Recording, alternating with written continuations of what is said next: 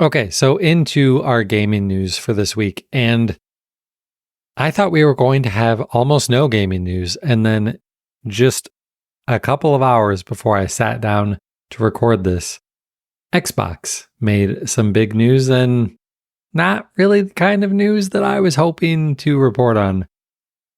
It's price increases. And not even just that, changes to Xbox Game Pass. And frankly, this is a service that just keeps getting more confusing, and they're making it even more confusing now. So I'm going to try and make this as clear as possible. Let's start with the easiest part. Xbox Game Pass Ultimate, the only thing that is changing is the price. That's the bad news. Its price is going up to $19.99 a month. Ouch. This is the service that I pay for. It's still, I think it's still a great deal, but man, the price didn't go up that long ago, and now it's going up pretty substantially again. So what do you get for your $20 a month with Game Pass Ultimate? Well, you get access to a library of hundreds of games that you can play on an Xbox console, download them and play them on an Xbox console. It includes the ability to download PC games on Windows. It includes day one access to all Microsoft Game Studios or Xbox Game Studios games. So new Halo comes out, Forza, Call of Duty when that comes out this year. As soon as those games are available, they're available on the service. And then lastly, Xbox Game Pass Ultimate also includes Xbox Cloud Gaming. This is the cloud streaming service. So all of the features remain the same. There's also perks and discounts and stuff like that. Oh, and online multiplayer. So it is the ultimate option. It includes everything you want. The price is going up to $20 a month. So at least it stays simple. Now it starts to get a little bit more complicated. There has been a plan called Xbox Game Pass for console. It was basically the access to that library of games that you could download and play on your Xbox, including all of the day one games as they launched. It did not include access to these games on PC. It did not include access to cloud game streaming, and it didn't include online multiplayer. This service is going away. But if you subscribe to this, as long as you keep subscribing, like turn on auto renew and leave it on, you will have access to this for the foreseeable future. They didn't talk about a potential time of when this might go away, but eventually it will, right? Like it has to at some point. So that service is going away. They're sort of replacing it with a new tier, because really what we're turning into here on the console side is a 3-tiered option. Let me start with the other service, Xbox Game Pass Core. This is the service that used to just be called Xbox Live Gold because the main thing that you got out of it was just access to online multiplayer.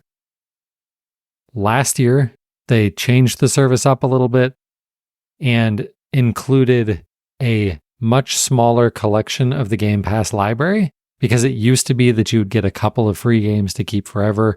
They got rid of that and changed it to saying, we're just going to give you access to a rotating collection of 25-ish games out of the Game Pass catalog. They're going to change, and it won't include day one releases, but you'll have access to some pretty good games to play in addition to your online multiplayer. That's Xbox Game Pass Core. It's staying the same, and the monthly cost is also staying the same. If you're paying month to month on Xbox Game Pass Core, it stays at $9.99 a month. The price is actually changing, though, if you're paying for it on an annual basis, because you save a bunch of money on this service if you pay for it annually. The annual subscription is going up from $60 a year, which was basically saving you 50% off paying month to month. It's now going up to $75 a month. So it's still a pretty big discount if you pay for it annually. And again, the service isn't really changing. So what's the new thing that's changing? The new thing is a new tier called Xbox Game Pass Standard. And this is a Game Pass tier. So it does give you access to the massive library, hundreds of games that you can download and play on your Xbox console. It doesn't include the cloud streaming. It doesn't include PC games. It's just for Xbox console users. The main difference here is that while it does include online multiplayer, it does not include day one releases of games. So when Call of Duty comes out this fall, you'll be able to play it day one if you have Xbox Game Pass Ultimate. But if you have Xbox Game Pass Standard, it will not be in the catalog on day one. It will probably get added eventually, but they're not saying anything about when games might eventually be added to the service. And for games like Call of Duty, I'm going to guess that it's going to be a while before they show up in the service. The closest thing that we can compare it to is EA Play, which is also a service that's included with Xbox Game Pass Ultimate. EA Play is a subscription service that gives you a huge library of EA games, but it doesn't include games as soon as they launch. So when Madden launches in August, it's not in the subscription service. It will eventually get added, and I think Madden usually gets added in January or so.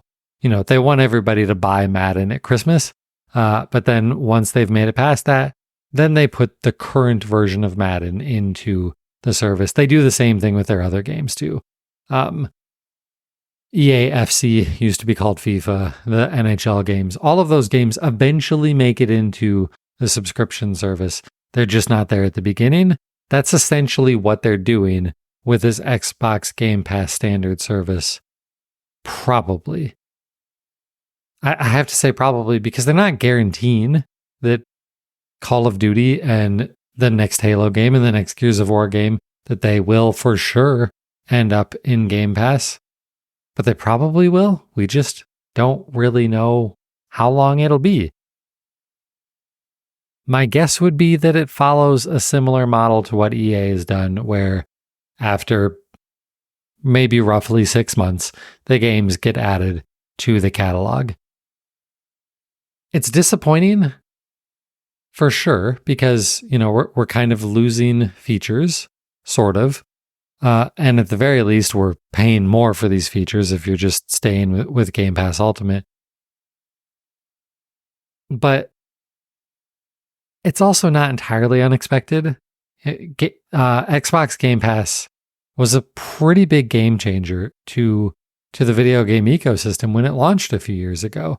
And there were many doubters that said there is absolutely no way that this is financially feasible, that they're going to be able to continue doing well, putting their games into the service instead of charging people $60 every time one of these games comes out, $70 now that we're in the new generation. I don't know that this is completely going down that road.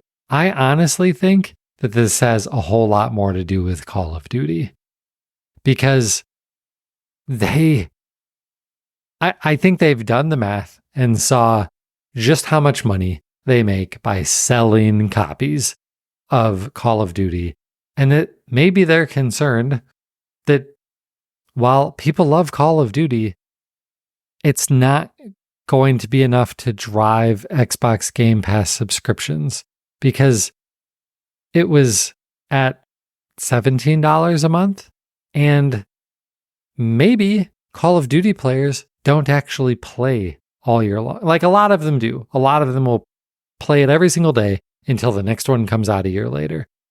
But probably not all of them. And they have the data. They know how long most people are sticking around and coming back and playing Call of Duty. And if they were concerned that when a Call of Duty comes out, it spikes subscriptions to Game Pass, but then it falls off after 2 months, well, then they've only made like $32 instead of $70 off of Call of Duty players.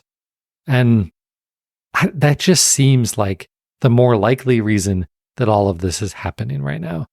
The price increase, that just seems like that's just kind of to be expected. We almost every single episode of this podcast talk about another subscription service having a price increase. So that doesn't surprise me that Game Pass Ultimate is going up again, especially after the giant price tag they paid to acquire Activision Blizzard King. It was expected. And I'm bummed to have to pay more for Xbox Game Pass Ultimate, but it's to be expected. And I still think it's a really great value. It's just what it tells me about the concerns over what they think Call of Duty actually means to their bottom line and whether or not it really does live up to what they've been telling us about the Xbox Game Pass model, the business model to it. If Call of Duty doesn't really fit into it, then do they start to do this calculus for other titles too? And they kind of are here, right? Because they're basically saying, they're literally saying no more day one launches on any titles. Well, yeah, on any titles for the Xbox Game Pass core service, which is really just what used to be the Game Pass for console subscription. So it sucks. It sucks. So when do these prices and all of these things go into effect? Well, if you're not subscribing to any of these and you want to go and become a Game Pass subscriber at one of these levels, these new prices go into effect July 10th, which is probably when you're listening to this episode. If you're a current subscriber, the new price increases won't go into effect until September 12th. So it's a couple of months from now before that actually happens.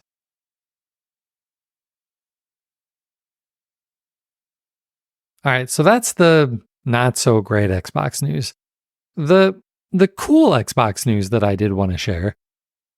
So last week we talked about two separate things. One was that Xbox Cloud Gaming was coming to Amazon Fire TV streaming devices. That is now available if you have a Fire TV Stick 4K or a Fire TV Stick 4K Max. Right now, while you're listening to this, you can pair an Xbox controller to your Fire TV Stick and start playing Xbox Cloud Gaming, assuming you're an Xbox Game Pass Ultimate subscriber. You can do it right now.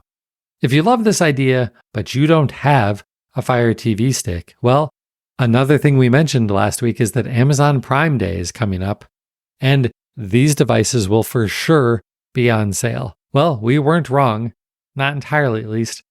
They are going to be on sale for Amazon Prime Day, but they actually already are on sale. So right now, and we've got a link to this in the show notes, and to be completely transparent, these are Amazon affiliate links. This is the primary way that the podcast and the website makes money, is by you clicking an Amazon affiliate link and buying something. We get a small cut of that. It doesn't cost you any extra, but we get a little bit of revenue for being an affiliate marketer. So if you're interested in getting a Fire TV 4K, you can get one for literally half off in this sale. You can get the Fire TV Stick 4K for $24.99, and you can get a Fire TV Stick 4K Max for $34.99. That device is regularly $60. If it were me, I would say just go and get the 4K Max. Not only because it's only $10 more expensive and it's the better device, but because of what it is. The main reason that I would suggest you get the 4K Max is the remote. They're both, Amazon voice assistant powered remotes, but the main difference that I would recommend the Max for you is that this remote has TV controls with dedicated power, volume, mute, and recent buttons to like quickly swap between two different things that you are watching. So you can use this one remote. If the Fire TV Stick 4K Max is the only thing plugged into your TV, well, that and like maybe a sound bar, then you can use just one remote to control everything. Just like I'm doing with my on streaming Google TV device at home. So that's the easier way to do it. And for $35, why not? So do us a favor, click the link in the show notes and get yourself a Fire TV Stick 4K or 4K Max. Help yourself out and help us out in the process.